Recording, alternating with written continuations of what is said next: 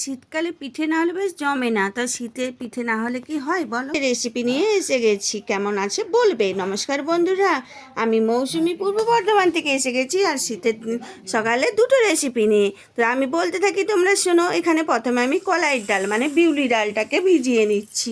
এটা কিন্তু আমি প্রথমে করব তোমার সরু চাকলি। তা আমি এইভাবেই দেখে এসেছি, এইভাবেই করি। চালটাও ভিজিয়ে দিলাম। এটা কিন্তু তোমার আতপ চাল, আর কলাইয়ের ডাল আছে, আর এটা আছে পোলাও করার চাল।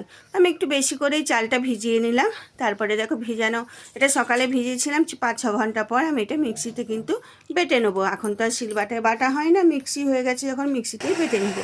কিন্তু তারপরে আমার মিক্সিতে দেখো 2-3বারে দিয়েছিলাম, যেহেতু একটু চালটা আমার বেশি ছিল, প্রায় তোমার 750 মতো চাল ছিল আর কি।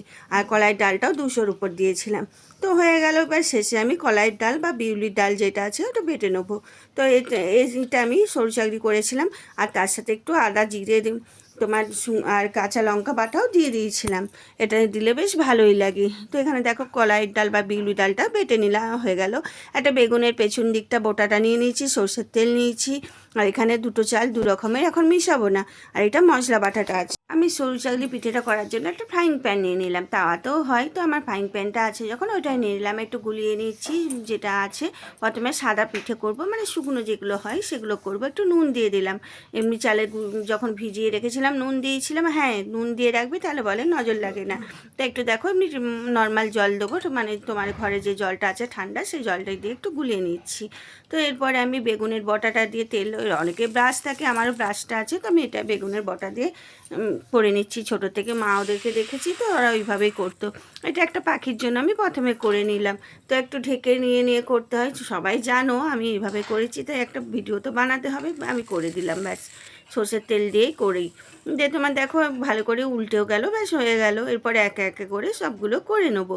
তো প্রথমে আমি একই দিনে দুটো পিঠেই করেছিলাম। তো প্রথম দিনে আমি সরু চাকলি আর তোমার সেদ্ধ বা পুর পিঠে করেছিলাম ক্ষীরের। তো এটা দেখো পরেরটাও দিয়ে দিচ্ছি, একটু মোটা হয়ে গেছে মনে হচ্ছে, তো আমি আবার এটাও ঠিক করে নেবো গোলাটা। এইভাবে করবে। প্রথমে তো বললাম সাদা, এটা কিন্তু আদা লঙ্কা বাটা জিরে বাটা যেটা আছে মিশিয়ে নিলাম। এবার এগুলো একটু ঝাল ঝাল মানে পিঠেটা করব। তো এটার জন্য সেই তেল দিয়ে দিলাম, তেলের পরে আবার ওটা দিয়ে দিলাম, একটু ঢাকা দিয়ে রেখে দিলাম। এবার আমি সেদ্ধ পিঠেটার জন্য এটা কিন্তু কেনা গুঁড়ি আমার কলের, তো নিয়ে নিয়েছিলাম, মানে কুসুম কুসুম গরম জলে মেখে নিয়েছিলাম, যেমন আটা ময়দা মাখো সেভাবেই। দিয়ে আধ ঘন্টা রেখে দিয়েছিলাম যতক্ষণে আমি সরু চাকলিগুলো করছিলাম।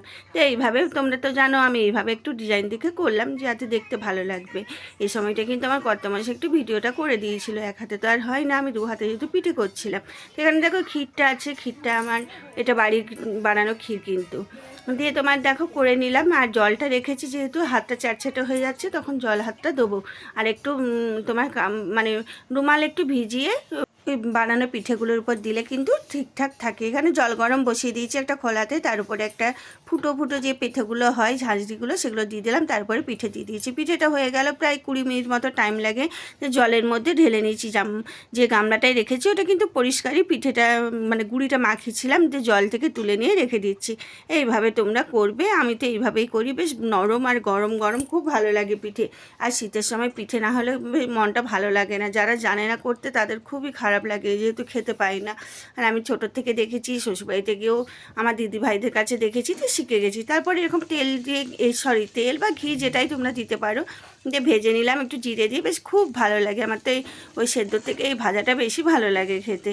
দিয়ে হয়ে গেল। আর এখানে আমি পরিবেশন করে দিলাম, একটু স্মাইলি করে দিলাম। কেমন হয়েছে অবশ্যই জানাবে। আর সাথে আছে আমাদের বাঁকুড়ার খেজুর গুড়। তো এটাই ছিল আমার আজকে দুটো রেসিপি। কেমন লাগলো জানাতে ভুলো না যেন। আবার এখানে দেখো ছেলের জন্য পাতে তুলে নিলাম। এখন আসছি, পরে দেখা হবে কোনো নেক্সট ভিডিওতে, তার জন্য টাটা।